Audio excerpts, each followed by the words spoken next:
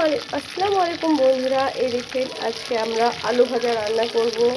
আমাদের কড়াই গরম হয়ে গেছে, কড়াইয়ের মধ্যে তেল দিয়ে দিয়েছি আর কিছু শুকনো লঙ্কা ভেঙে আমরা দিয়ে দিয়েছি। লঙ্কা লাল হয়ে গেছে, এই দেখেন পুড়ে গেছে। এবার আমরা দিয়ে দেবো আলু।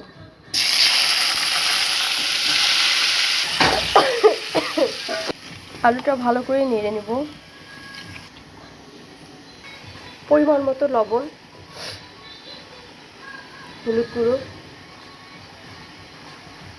লঙ্কার গুঁড়ো ভালো করে নেড়ে নেব।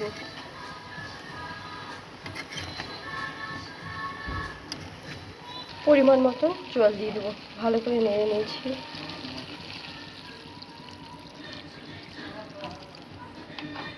এবার কিছুক্ষণের জন্য ফুটতে রেখে দেবো। আমাদের আলু ভাজা রান্না হয়ে গেছে। এই দেখেন কি সুন্দর কালারটা।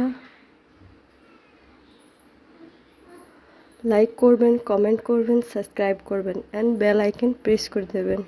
কিছু ভুল হলে কমেন্ট করে জানাবেন।